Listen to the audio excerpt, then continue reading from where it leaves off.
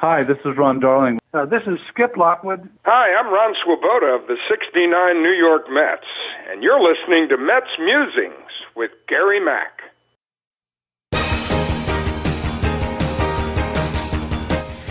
Now it's time for some New York Mets baseball talk. Here's Gary Mack bringing you the latest news and analysis from Mets Nation and the world of baseball on another edition of Mets Musings.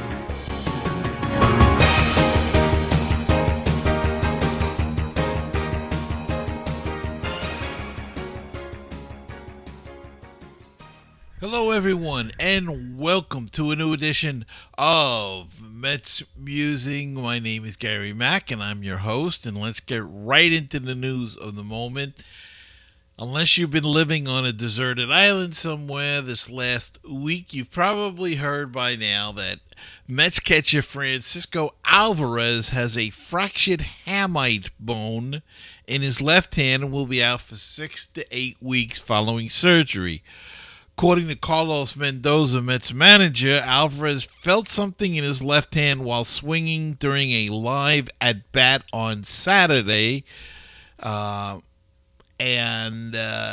after his second at-bat, he felt something. He came in, the trainers checked him out, sent him for x-rays that showed the fracture. Mendoza told the press. He's going to have surgery, and he'll be out for 6 to 8 weeks. President of Baseball Operations David Stearns later confirmed that the Mets expect Alvarez back on the field around the 8-week mark. Now, let's hope that is the case. You know, the hamate bone is in the left hand. It's in this area here. This is his receiving hand. This is the hand that takes a beating from the pitching staff. So it'll be interesting to see what they decide to do and whether or not he'll be ready to go in that 6 to 8 week time period. He's going to have to take that abuse. Now, whether or not they bring him back right away at that point, I guess it would all be depending upon how the team is doing, how the catching situation is, and we'll talk about that in a sec, at that point in time. But the feeling is that Alvarez is going to be out that whole time, 6 to 8 weeks, and it's a big blow to the Mets' chances. Luckily, it's the beginning of the season. So if the Mets can keep their head above water in the few games in March and through April and through May, remember, May was the killer last year, well, the beginning of the season, and then May was really the killer until they picked it up again. The year before, it was June was their killer. So if they can just keep their head above water until they start getting these guys back, Montas and Minaya, it could be a good thing because they'll have them for the second half, and they may be a little bit more refreshed than some of the other guys. But this, no doubt, is a blow. It's a blow to the lineup. They expect he made changes in his batting stance and was hitting the ball well. So that's an issue right there. And you know, the problem with having a problem in your left hand is that, again, it's your receiving hand. It's also the bottom hand. He's a right-handed hitter, so it's his bottom hand, and you're using the wrist a lot, and that bone, it comes into action. So they're going to have to pay attention to that, and they're going to have to watch it. And I would imagine when he does come back, when he's batting, he would have some kind of protection on it, just so he doesn't get hit in that area and cause a problem again, because it will still be healing. But he'll be out 6 to 8 weeks, and then we'll have to see how it goes from there. So how do they replace him? Well, Luis Torrens becomes the number one catcher, And then there'll be a battle for the number backup catcher.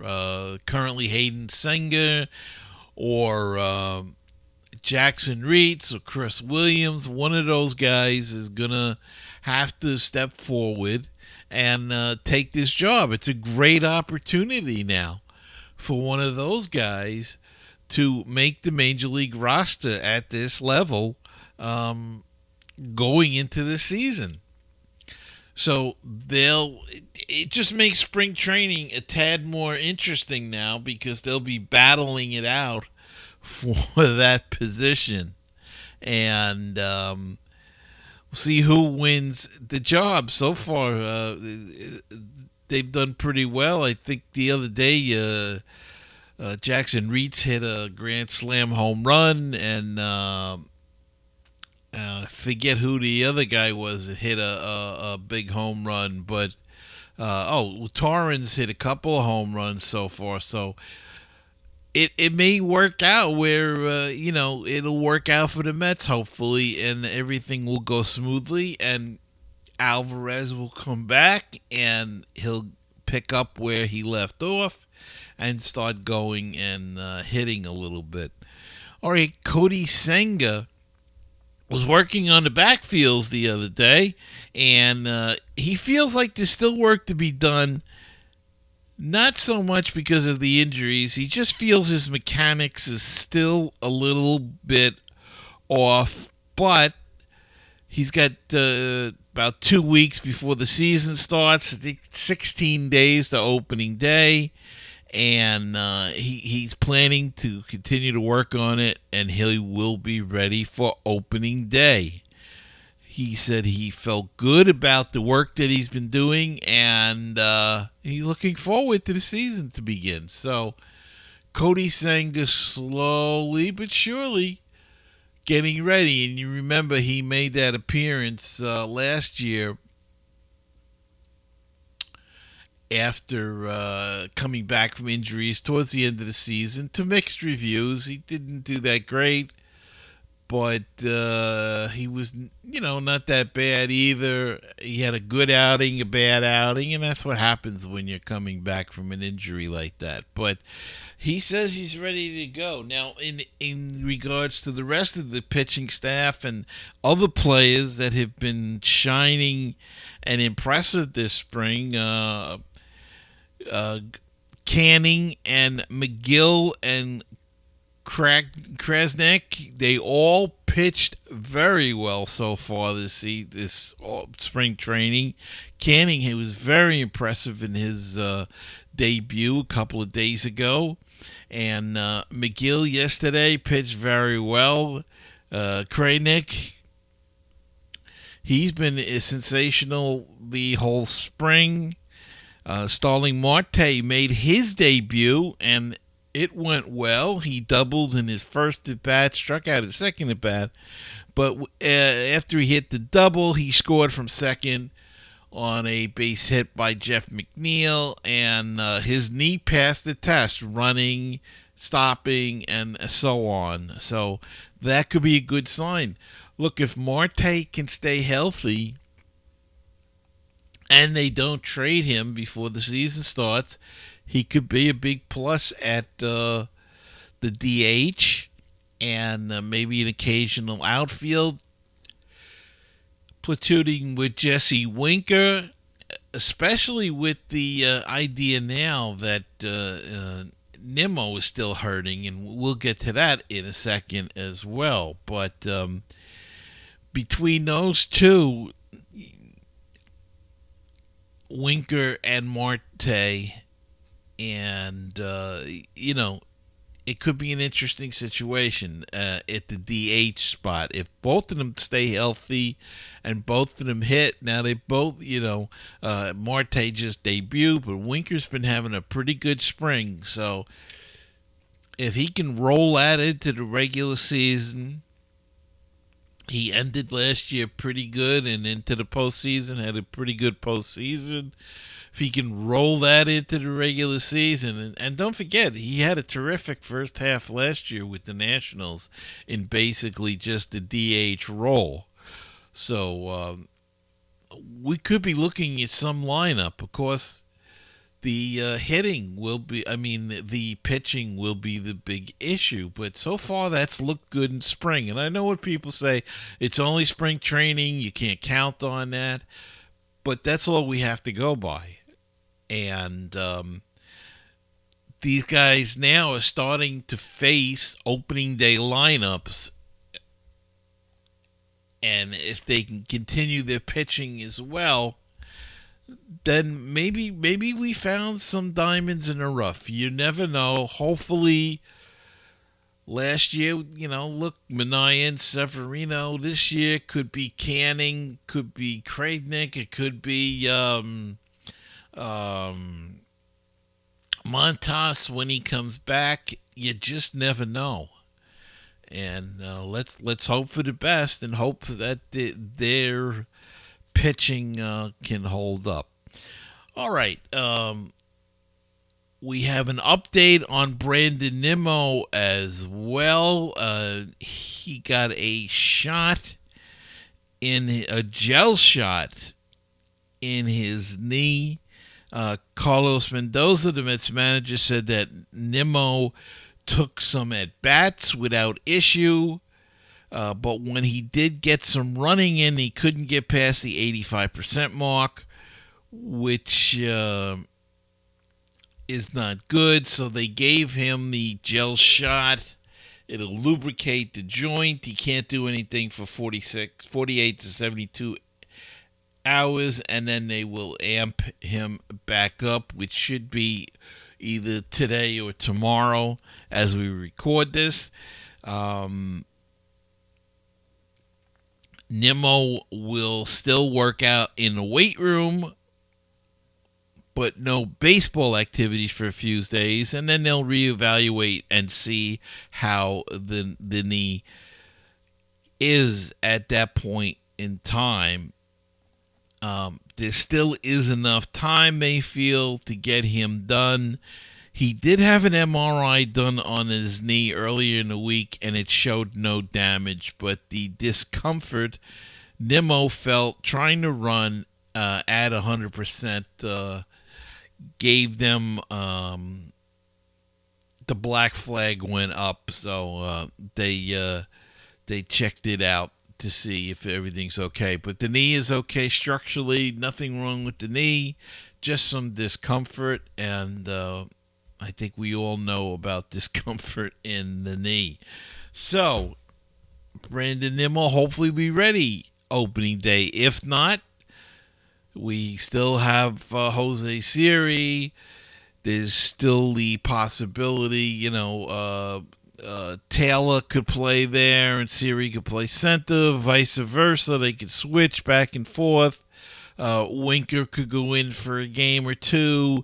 Marte, perhaps, if he's up to it by then, he could play a little bit of left field.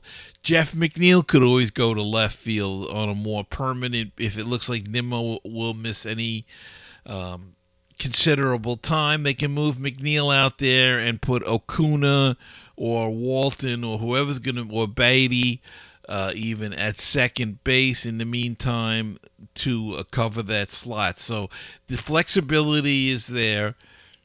It's not the best. You want Nimmo. He's one of the best outfielders in baseball. You want him out there, but get him 100%. The idea is the whole stretch run, and you got to get these guys through a whole season. So whatever you have to do now to get them ready and hopefully they stay healthy will pay off in the long run. All right, let's take a quick break, and we'll be back right after this. Baseball and BBQ, your place for interesting baseball talk, opinions, and history. Baseball and BBQ, your place for barbecue recipes, tips, and interviews from the world of barbecue. If you like baseball and if you like barbecue, then tune in to Baseball and BBQ. Find us on iTunes, Stitcher, Google Play, and BaseballTalkRadio.com.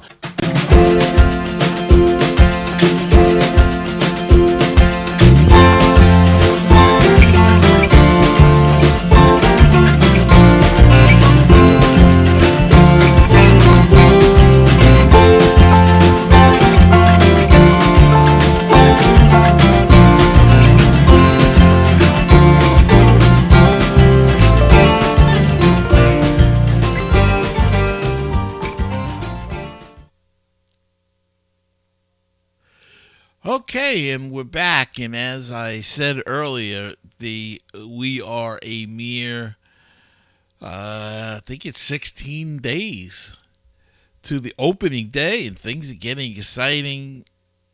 Things are getting down to it now as we creep closer and closer. So, lots of decisions still to be made.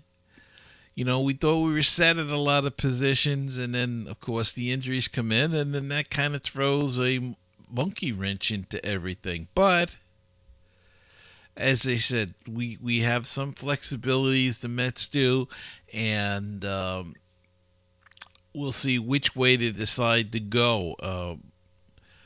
Will Acuna make the team? Will Beatty make the team? Will Walton make the team?